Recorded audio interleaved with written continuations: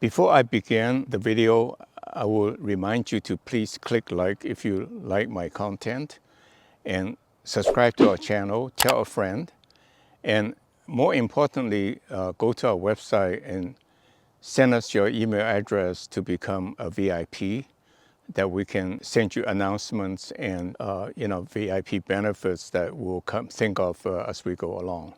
So thank you very much, and let's go on.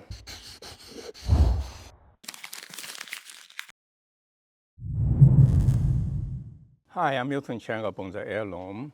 Today I will go over the chapter 4 of Bonsai 101. How do you get started? That means how do you learn how to make bonsai, everything you need to know about bonsai to get started. And so what I will cover today is tips on learning, how I've learned over time in terms of bonsai, and my journey with respect to bonsai, and ways you can speed up the learning, and best practices on learning bonsai in the sense of learning experience with bonsai. And finally, talk a little bit about setbacks that you may encounter and how do you overcome that. A lot of it is really an attitude thing.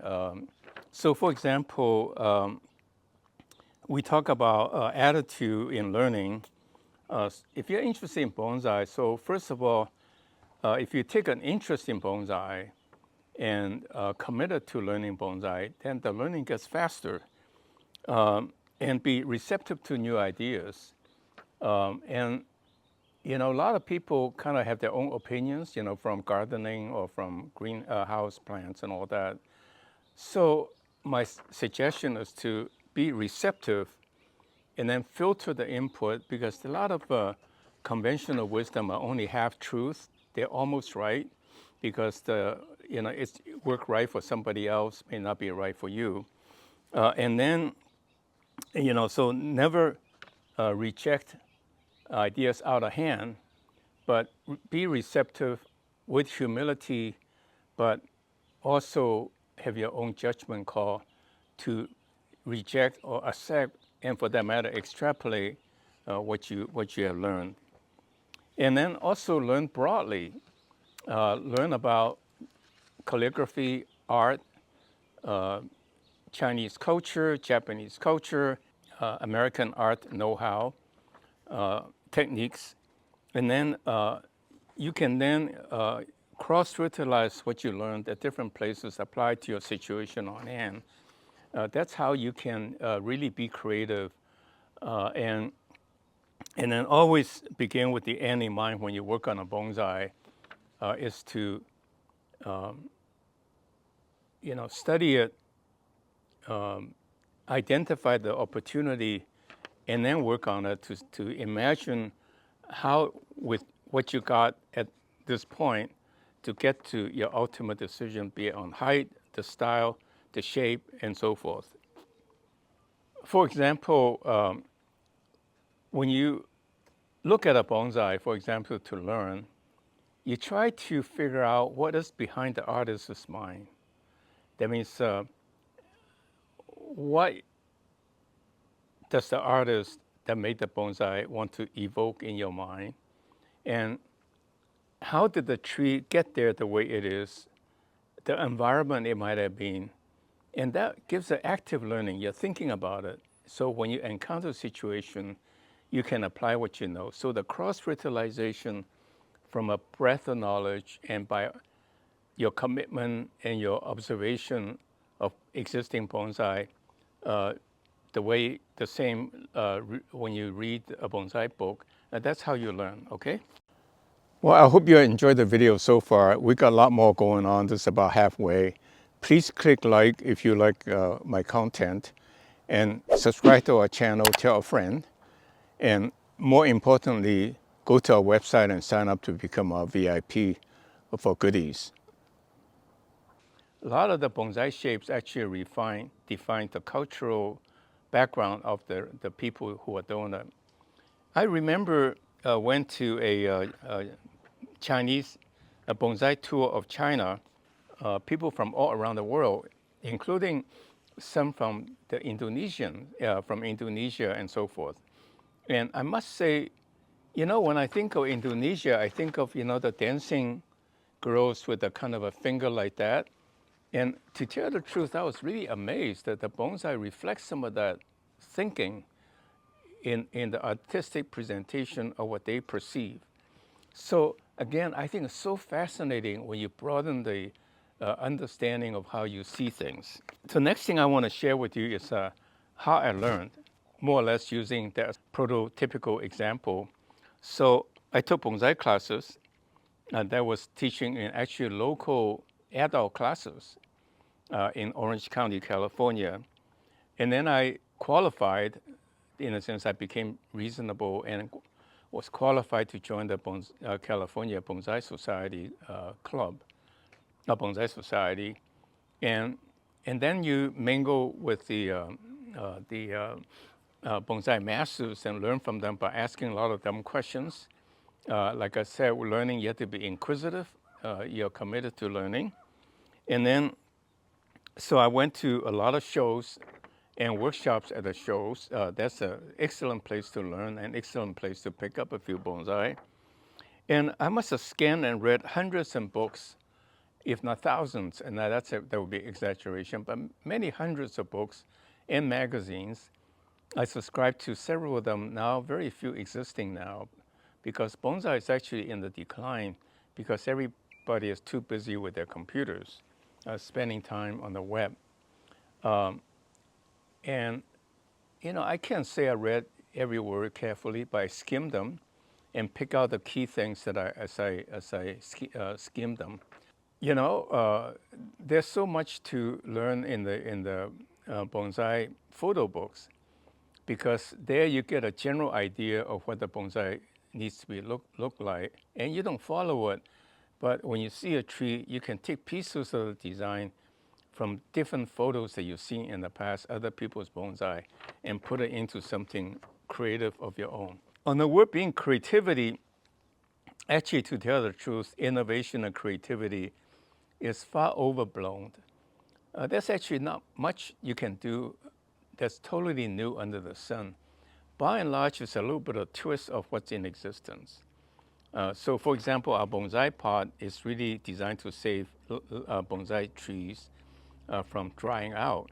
Well, it's nothing more than observing that people have a soaking pan under a bonsai and putting it back in a pot by having the hose on the side, or putting an elevator hole in the inside. Again, being inquisitive and learn by making mistakes.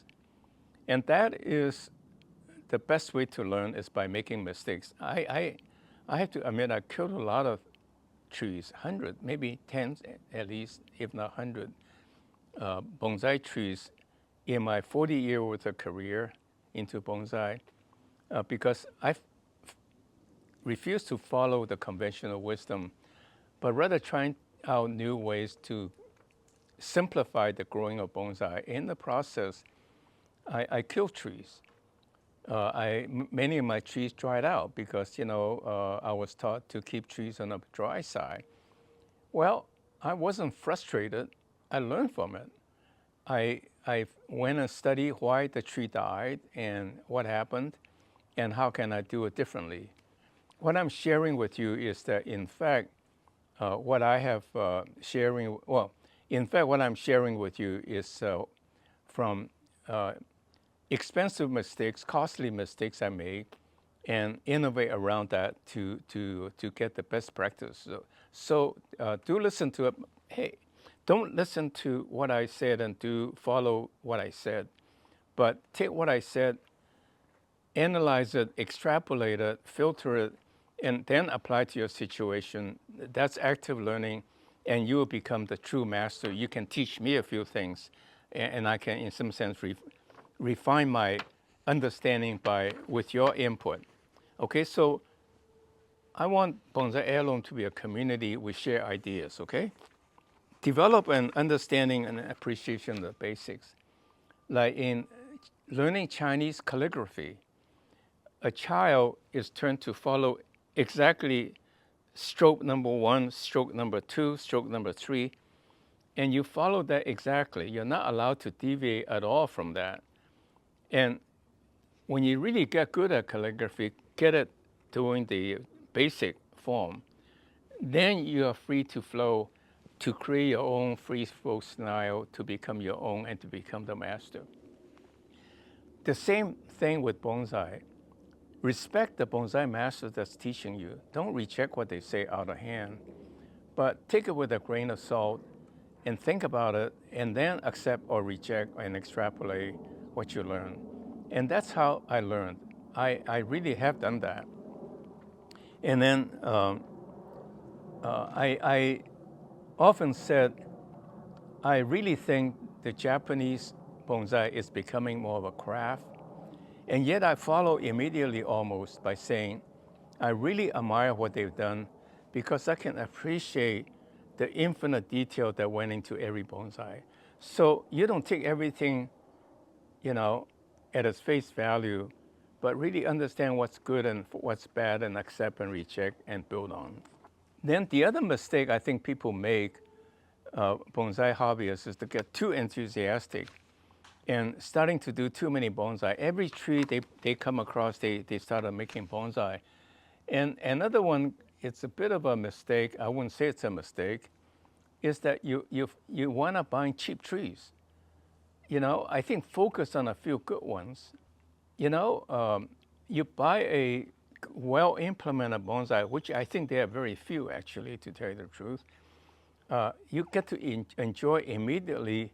You don't have to fight problems. You can immediately benefit from learning from how to do things right. So with that in mind then, I urge you to start with a few, and then when you get really pretty good at it, then you expand. I now have several hundred finished bonsai because I just enjoy creating something that's mediocre into something wonderful. And you can do the same, but until you get good at it, so you don't waste time and waste energy and waste money for that matter. And I also suggest that you start with traditional material. Traditional material, by definition, are proven to become elegant and magnificent over time. Many people landscaping their houses, their garden, with very fast-growing green material to clean up the garden very quickly. But after 10 years or whatever, it's all mediocre trees, still looking the same green and nothing impressive. But I carefully selected every tree on my property, and for 10 years or so, they were nothing more than a stake. But now look at it, everything's magnificent. Like this one behind me, it started from a seed, and I didn't start with any random seed that I pick up.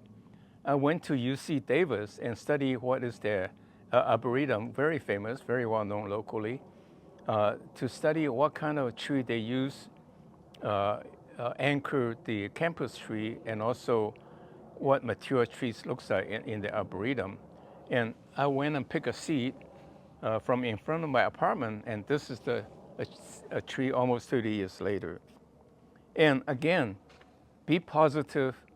Don't worry about setback. It's part of the learning. Don't worry about the rules. We keep emphasizing you cannot make a mistake. The only mistake you can make is, in fact, letting your root ball dry out. And I think we go a long way from solving that problem by providing you a soaking feature in the pot itself. And again, don't be afraid to make mistakes. If you cut off a wrong branch, nature will take care of itself. Many branching will be emerging at the cut and below for you to restart your design. So thank you very much. I hope you enjoyed the video. Click like and subscribe to our channel. Sign up as our VIP to get announcements for goodies, and tell a friend so that we can broaden the bonsai heirloom community. Thank you very much, and see you next week.